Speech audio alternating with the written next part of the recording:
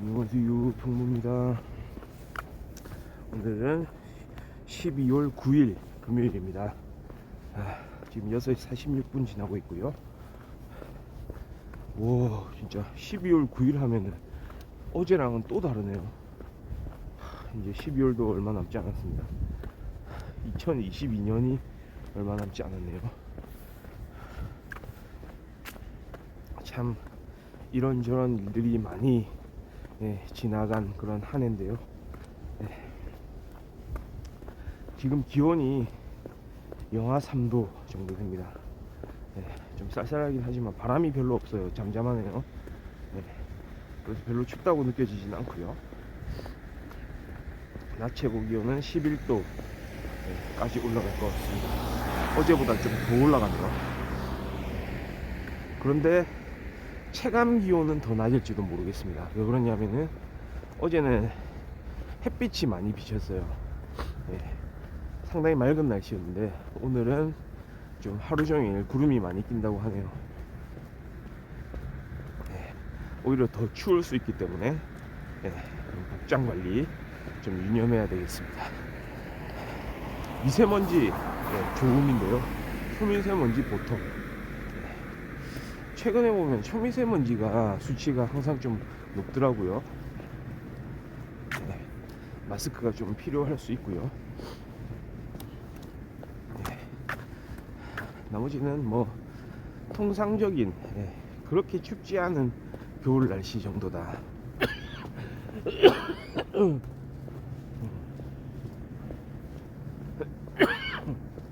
오, 갑자기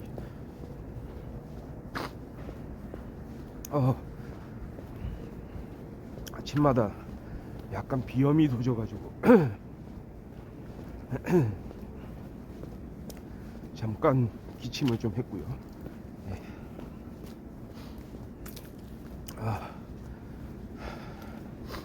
네, 이제 괜찮아졌습니다.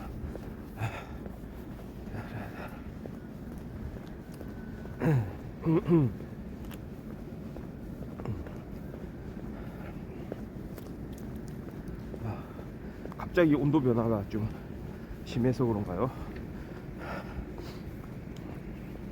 순간적으로 기침이 좀 나왔습니다. 그렇게 춥게 느껴지진 않는데 아침에 제가 좀 뭔가 집에서 살짝 개인 정비를 하다가 조금 이제 땀이 좀 났나봐요. 그러니까 땀이 난 몸으로 이제 갑자기 나오다 보니까 갑작스럽게 좀 한기가 느껴진 것 같은데, 이게 제가 기분상 느끼는 거하고 몸 자체가 받아들이는 게 좀 혹시 또 달랐던 게 아닌가. 그러니까 내가 그냥 괜찮다고 해서, 기분상 괜찮다고 해서 무조건 또 하면 안 될 것 같네요.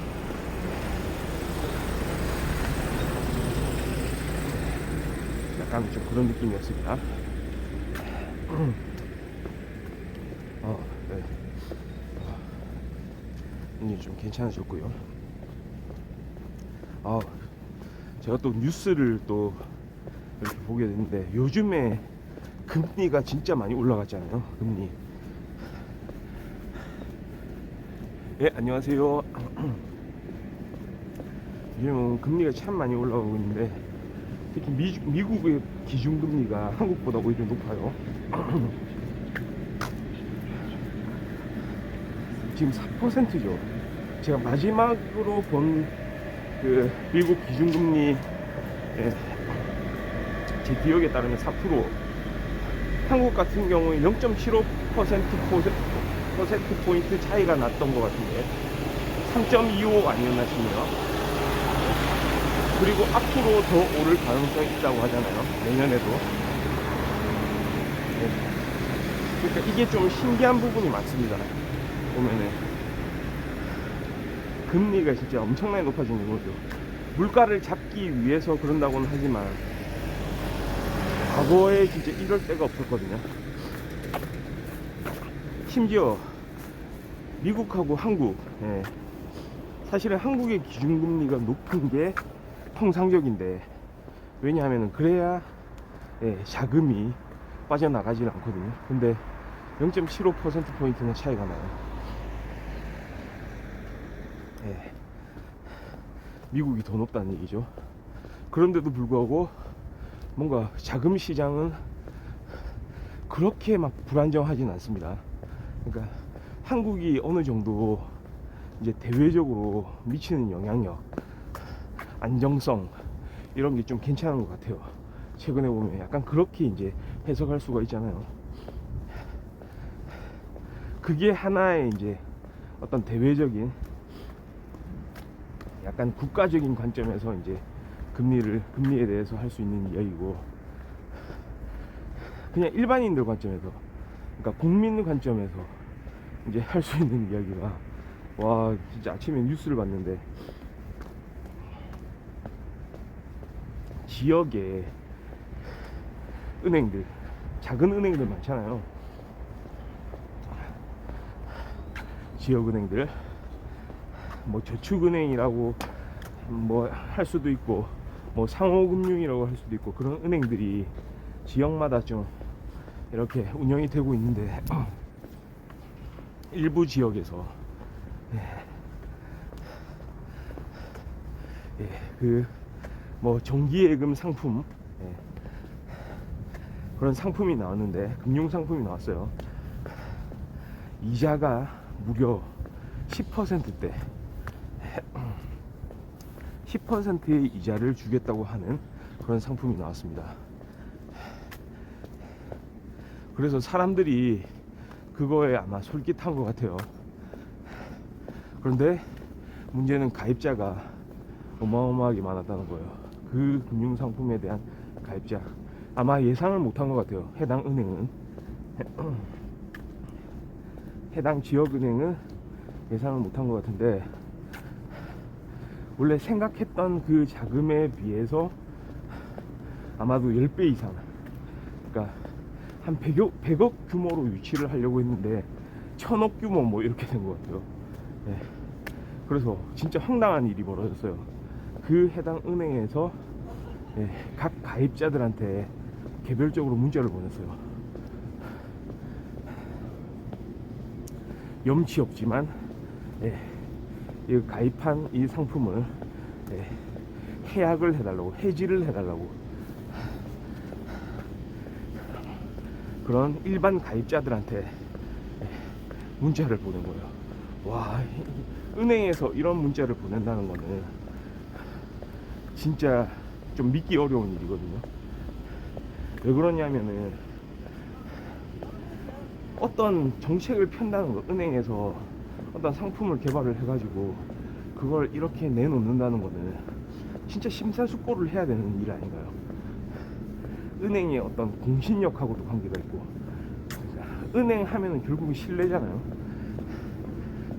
이런 문자를 받은, 말하자면 그 고객들이 그 은행에 대해서, 해당 은행에 대해서 어떻게 생각을 하게 될지. 그러니까 이 문자를 딱 보낸 직후에 사람들이 황당해 했을 거예요. 일단 황당해 하고, 또 보도된 바에 따르면은 실제 해지를 하는 그런 고객들이 있었다고 해요. 고객들이 그러니까 해지를 합니다. 또 착하죠. 해지 사실을 할 의무는 없는데 해지를 해요. 근데 그 해지하는 이유가, 한번 생각해보면, 아 그래, 은행이 뭐 좀 실수했구나. 그렇죠. 은행이 그런 얘기를 했어요. 그 직원의 실수로 이렇게 하게 되었다 라고 하는데, 그 실수라는 것도 참 약간은 납득하기 어려운 부분이 있는데, 원래는 대면 가입만 하는 그런 상품이었는데, 비대면 가입, 그러니까 인터넷으로도 가입이 가능하게 해서 그렇게 많은 자금이 몰렸다고 하는 거거든요. 그러니까 그거를 은행 직원이 실수했다고 그렇게 변명을 하는 거예요. 그것도 좀 우스운 부분이죠, 사실. 결국은 직원한테 이제 몰아가는 거 아니겠습니까? 은행 자체가 책임을 질 생각을 안 하고, 또 직원이 무언가를 했다는, 아니 대면하고 비대면 물론 비대면은 간편하기 때문에 가입하는 게 많이 가입을 할 수가 있겠지만, 그렇긴 하겠지만, 그럼에도 불구하고 이게 정말 이 상품에 이제 그렇게 가입 러시가 밀어닥친 본질적인 요인인가, 그것도 또 생각을 해봐야 되거든요. 하여튼간 그런 이제 핑계를 대는 겁니다. 그런데 그렇게 이제 또 해지를 하는 그 고객들은 어떤 마인드냐면, 은행에 대한 신뢰가 무너졌다, 뭐 이런 얘기를 하거든요. 그러니까 혹시라도 원금을 못 찾지 않을까, 해당 은행의 자금력이 부족해서 이런 상품을 이렇게 이제 크게 운용하는 게 불가능하기 때문에 그런 문제를 보는 건데, 그러니까 은행 입장을 이해해서 와 이거 내가 그냥 빠져줘야지 라고 생각하기보다는, 와 이거 결국은 내 돈을 잃는 게 아닌가, 내 자금 손실을 가져오는 게 아닌가, 이 은행을 믿을 수 있을 것인가, 이렇게 생각이 된다는 거죠. 그러니까 과연 이 은행이 앞으로 계속 사람들의 신뢰를 이렇게 얻어가면서 계속해서 운영을 해 나갈 수가 있을까요? 저는 좀 그런 의문이 들더라고요. 그러니까 일단 실수도 실수지만 그 처리하는 방식이 참 예사롭지 않습니다. 이게 참 세계 경제가 고금리 상황으로 이렇게 막 치솟는 가운데 이런 일이 참 생긴다는 게 뭐 생길 수도 있는 일이죠. 그러니까 사람이 하는 일이다 보면 결국 이런 실수도 뭐 있기 마련인데요. 그러니까 사실은 이제 그런 실수가 있어서는 안 되고, 그러니까 철저하게 따져보고 계산을 해보고 전략을 수립해서 결정해야 되는 일이고, 못하면 하지를 말아야죠.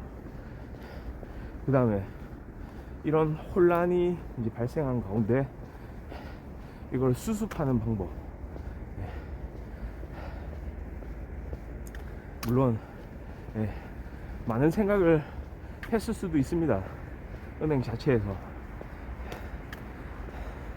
많은 생각을 통해서 이제 이룬 결정일 수도 있지만, 그 결정하는 방식이 뭔가 책임을 회피하는 듯한, 그러면은 그 직원이 그렇게 문제를 일으켰다면 그 직원을 어떻게 할 건가요?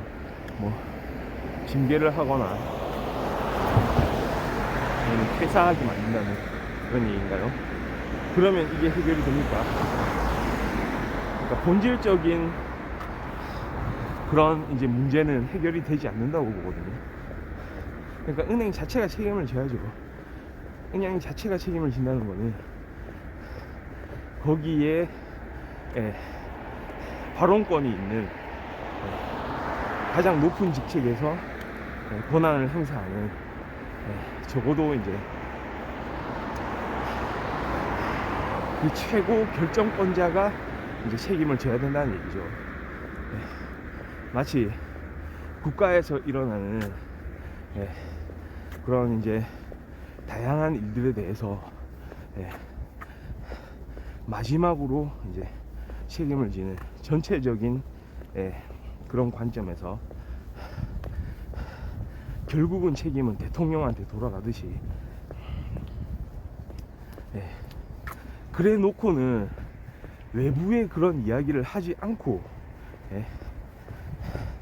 그 내부적으로 잘잘못을 가릴 필요가 있지 않나. 그러니까 외부로 돌아가는 그런 책임을 그 기관장, CEO, 대표, 사장, 이런 사람들이 져야 되는 거 아닌가. 저는 좀 개인적으로 그런 생각이 드네요. 그러니까 이게 참 모르겠습니다. 이거는 뭐 실수였다고는 하지만 어떤 일종의 도덕적 해이처럼 이제 돌아갈 수도 있는 거거든요. 그냥 뭔가 던져요. 그러니까 이렇게 고금리 상황에서는 하여튼간 이 자본주의 시장의 논리대로 돌아가는 거거든요. 경쟁이죠. 자금 유치해보자, 한몫 한번 잡아보자. 다른 은행과의 경쟁에서 우리가 이겨야 된다. 일단은 던집니다. 던져보는 겁니다. 그 다음에 뭔가 이거 좀 이상하다 싶으면 다시 이걸 철회합니다. 이런 선례가 또 될 수도 있잖아요. 그러면은 사람들이 가장 신뢰를 하고 맡겨야 되는 그런 은행에 대해서 어떻게 이제 생각을 해야 될지 진짜 믿을 수 없는 거 아닌지. 사실은 그렇게 사람이 심리적으로 어떤 그런 위축을 받게 되면은 이런 자본주의 시장 자체가 더 혼선을 갖게 된다는 거죠. 더 혼란스러워진다는 겁니다. 그게 문제입니다. 그런 하나의 좀 작은 빌미를 제공하게 된 그런 사례로 남지 않을까 이런 생각이 좀 드네요. 좀 안타깝습니다. 자, 오늘 벌써 7시 3분이네요. 금요일입니다. 이제 주말이 다 됐네요. 오늘 방송은 여기까지 하고 저는 토요일 아침 다시 좋은 모습으로 나올 수 있도록 하겠습니다. 감사합니다.